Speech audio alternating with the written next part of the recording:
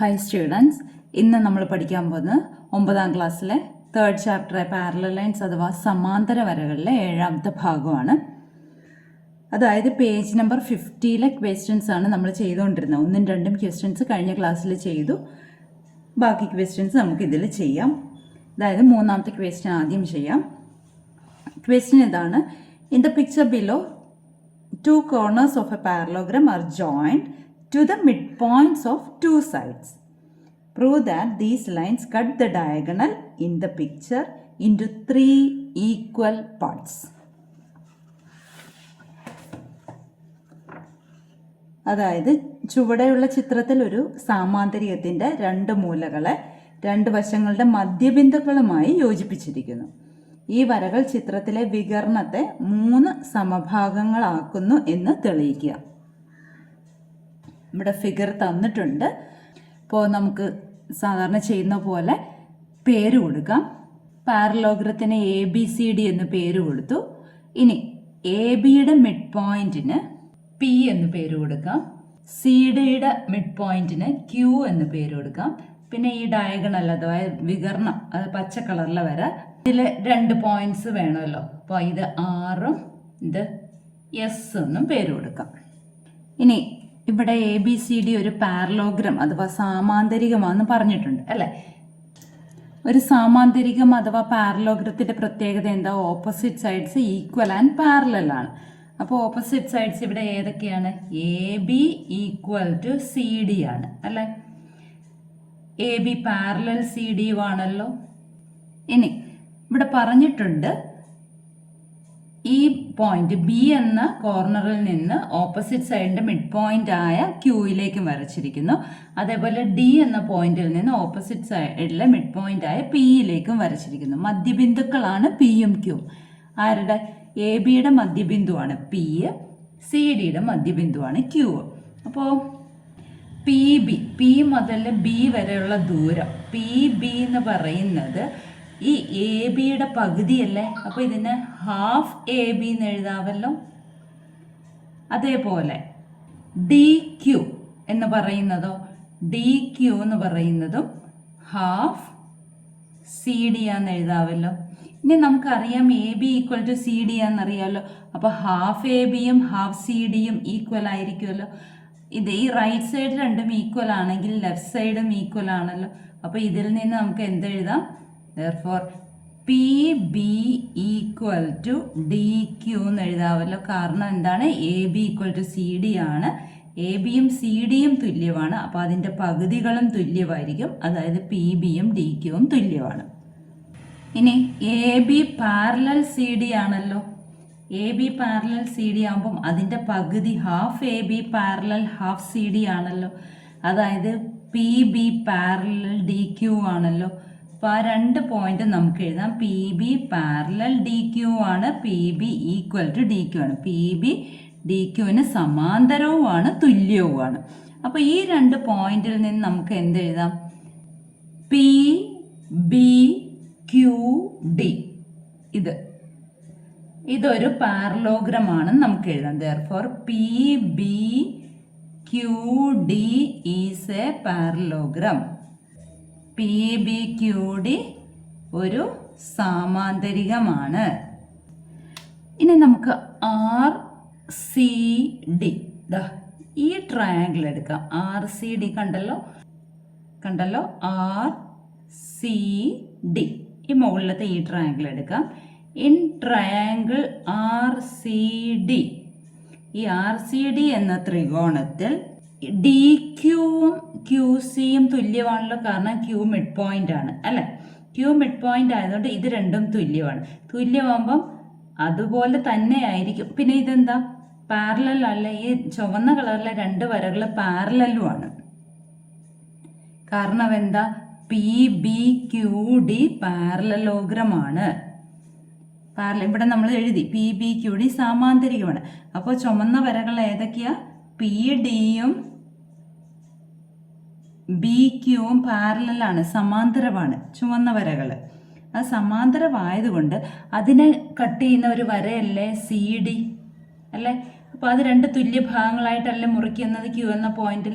അപ്പോൾ ഇതും R C എന്ന വരയും രണ്ട് തുല്യ ഭാഗങ്ങളായിട്ട് എസ്സിൽ മുറിക്കുന്നു ആണല്ലോ. അപ്പോൾ എങ്ങനെ നമുക്ക് റേഷ്യോ എഴുതാം? ഡി ക്യൂ കണ്ടല്ലോ, D Q by Q C equal to R S by S C എന്ന് എഴുതാമല്ലോ. ഇനി ഡി ക്യൂവും ക്യൂ സിയും തുല്യമാണല്ലോ അല്ലേ. അപ്പോൾ ഈ മുകളിലും താഴെയും തുല്യമായതുകൊണ്ട് ഇതിൻ്റെ വില എന്തായിരിക്കും? 1 ആയിരിക്കും അല്ലേ. Same number. ഇപ്പോൾ 3 കൊണ്ട് ഡിവൈഡ് ചെയ്യുമ്പോൾ ആൻസർ എന്താ? 1 ആണ്. ഈ ഡി മുതൽ ക്യൂ വരെയുള്ള നീളവും ക്യൂ മുതൽ സി വരെയുള്ള നീളവും തുല്യമാണ്. അപ്പോൾ രണ്ട് തുല്യ സംഗതികളെ ഡിവൈഡ് ചെയ്യുമ്പോൾ 1 കിട്ടും ആൻസർ അല്ലേ. അതായത് ആർ എസ് ബൈ എസ് സിയുടെ വാല്യൂ എന്ത് കിട്ടി? 1 എന്ന് കിട്ടി. അപ്പോൾ അതിൽ നിന്ന് നമുക്ക് എന്തെഴുതാം? ഇതിൽ നിന്ന് നമുക്ക് R S equal to S C എന്ന് എഴുതാമല്ലോ. ഇനി അതേപോലെ ഈ ട്രയാങ്കിൾ ഏതായിരുന്നു? ആർ സി ഡി എന്ന ട്രയാങ്കിളാണ് നമ്മൾ എടുത്തത്. അതിൽ നിന്ന് ഈ രണ്ട് ഭാഗങ്ങൾ ആർ എസും എസ് സിയും തുല്യമാണെന്ന് കിട്ടി. പക്ഷെ ഇനി നമുക്ക് ഇതും കൂടെ വേണ്ടേ? അപ്പോൾ അത് ഉൾപ്പെടുന്ന ട്രയാങ്കിൾ എടുക്കുക. അതായത് എ ബി എസ് എന്ന് പറയുന്ന ട്രയാങ്കിളാണ് ഇനി എടുക്കാൻ പോകുന്നത്. In triangle A B S, അതായത് എ ബി എസ് എന്ന ത്രികോണത്തിൽ നോക്കിക്കേ, പി മിഡ് പോയിന്റ് അല്ലേ. അപ്പോൾ എ പിയും പി ബിയും തുല്യമാണല്ലോ അല്ലേ. ഈ ചുവന്ന വരകൾ രണ്ടും പാരലലുമാണ്, സമാന്തരവുമാണ്. അപ്പോൾ A P by P B equal to, ഇത് ഒരേ അളവിൽ മുറിക്കുന്നു. അപ്പോൾ ഇതും ഒരേ അളവിൽ തന്നെ മുറിക്കും. A R by R S എന്ന് എഴുതാമല്ലോ. A R by R S. ഇവിടെയും എ പിയും പി ബിയും തുല്യമായതുകൊണ്ട് രണ്ട് തുല്യ സംഖ്യകളെ ഡിവൈഡ് ചെയ്യുമ്പോൾ 1 വരും. അപ്പോൾ ആൻസർ 1 ആണ്. അതിൽ നിന്ന് നമുക്ക് എന്തെഴുതാം? അതിൽ നിന്ന് നമുക്ക് A R equal to R S എന്ന് എഴുതാം. A R equal to R S. കണ്ടോ, ഇവിടെ ആർ എസ് എസ് സിയോട് തുല്യമാണ്, ഇവിടെ ആർ എസ് എ ആറിനോട് തുല്യമാണ്. അപ്പോൾ അതിൽ നിന്ന് നമുക്ക് ഇത് രണ്ടും കൂടെ ഒന്നിച്ച് എഴുതരുതോ? A R equal to R S equal to S C എന്ന് എഴുതാമല്ലോ. A R equal to R S. R S എന്തിനോട് തുല്യമാണ്? എസ് സിയോട് തുല്യമാണ്. അപ്പോൾ ഇത് മൂന്നും തുല്യമായെന്ന് കിട്ടിയില്ലേ. അതായത് ഈ 3 ഭാഗങ്ങൾ എ മുതൽ 6 വരെയുള്ള എത്രയാണോ നീളം, അതേ നീളം തന്നെയായിരിക്കും 6 മുതൽ എസ് വരെ, അതേ നീളം തന്നെയായിരിക്കും എസ് മുതൽ സി വരെ. അതിൻ്റെ അർത്ഥം എന്താണ്? ഈ ഡയഗണലിനെ 3 ഈക്വൽ പാർട്സ് ആയിട്ട് കട്ട് ചെയ്യുന്നു. ഈ വികരണത്തെ, പച്ച കളർ വികരണത്തെ 3 തുല്യ ഭാഗങ്ങളായിട്ട് മുറിക്കുന്നു എന്ന് കിട്ടിയില്ലേ. അതല്ലേ നമ്മളോട് തെളിയിക്കാൻ ചോദിച്ചിരിക്കുന്നത്. മനസ്സിലായല്ലോ. നമുക്ക് ലാസ്റ്റ് ആൻസർ എന്തെഴുതാം? The red coloured lines divides the diagonal into 3 equal parts. അതായത് ചുവന്ന കളറിലെ 2 വരകൾ ഈ പച്ച വികരണത്തെ 3 തുല്യ ഭാഗങ്ങളായിട്ട് മുറിക്കുന്നു എന്ന് ലാസ്റ്റ് എഴുതിയാൽ മതി. ഇനി നമുക്ക് അടുത്ത ക്വസ്റ്റ്യൻ ചെയ്യാം. 4ാമത്തെ ക്വസ്റ്റ്യൻ ഇതാണ്. In triangle A B C, the line parallel to A C through the point P on B C meets A B at Q. The line parallel to AP through Q meets BC at R. Prove that BP by PC equal to BR by RP. അതായത് A B C എന്ന ത്രികോണത്തിൽ B സിയിലെ P എന്ന ബിന്ദുവിലൂടെ A സിക്ക് സമാന്തരമായി വരയ്ക്കുന്ന വര A ബിയുമായി ക്യൂയിൽ കൂട്ടിമുട്ടുന്നു. ക്യൂവിൽ നിന്ന് എ പിക്ക് സമാന്തരമായി വരയ്ക്കുന്ന വര ബി സിയുമായി ആറിൽ കൂട്ടിമുട്ടുന്നു. B P by P C equal to B R by R P എന്ന് തെളിയിക്കുക. ഇവിടെ തെളിയിക്കേണ്ടത് എന്താണ്? B P by P C equal to B R by R P എന്ന് തെളിയിക്കണം. ഫിഗർ തന്നിട്ടുണ്ടല്ലോ. എ ബി സി ആണ് വലിയ ട്രയാങ്കിൾ. ഇനി ഈ ക്വസ്റ്റ്യനിൽ ട്രയാങ്കിൾ ആണല്ലോ. അപ്പോൾ B P by P C വരണം. നോക്കിക്കേ, ബി പിയും പി സിയും വരുന്നത് നോക്കുക. ബി മുതൽ പി വരെയും പി മുതൽ സി വരെ. അപ്പോൾ ഇത് ഫുള്ളായിട്ട് വരുന്നുണ്ട്. അപ്പോൾ ഈ ഫുൾ ട്രയാങ്കിളാണ് നമ്മൾ ആദ്യം എടുക്കുന്നത്. ആ ട്രയാങ്കിളിൻ്റെ പേരെന്താണ്? എ ബി സി അല്ലേ. ഈ വലിയ ട്രയാങ്കിളിൽ ബ്ലൂ കളറിൽ കിടക്കുന്ന ട്രയാങ്കിൾ എ ബി സി ആണ്. അപ്പോൾ in triangle A B C എന്ന ത്രികോണത്തിൽ B P by P C ആണ് വേണ്ടത്. B P by P C എന്ത് വരും എന്ന് നോക്കാം. അതായത് ഈ എ സി എന്ന ട്രയാങ്കിളിന്റെ സൈഡിന് പാരലൽ ആയിട്ടാണ് ഈ ഗ്രീൻ കളർ വരച്ചിരിക്കുന്നത്, ലൈൻ വരച്ചിരിക്കുന്നത് അല്ലേ. രണ്ട് പാരലൽ ലൈൻസിനെ കട്ട് ചെയ്യുമ്പോഴാണല്ലോ നമ്മളിങ്ങനെ റേഷ്യോ എഴുതുന്നത്. അപ്പോൾ ആ രണ്ട് പാരലൽ ലൈൻസിനെ കട്ട് ചെയ്യുന്ന വരെയാണല്ലോ ബി സി എങ്ങനെ B P by P C ആയിട്ട് കട്ട് ചെയ്യും. അപ്പോൾ പച്ച കളറിലെ വരയുടെ ഒരു എൻ പോയിന്റ് ആണ് പി, മറ്റേ എൻ പോയിന്റ് ക്യൂ. അപ്പോൾ അവിടെ വെച്ചിട്ടാണ് കട്ട് ചെയ്യേണ്ടത്. അപ്പോൾ ബി ക്യൂ ബൈ ക്യൂ എന്ന് എഴുതാമല്ലോ.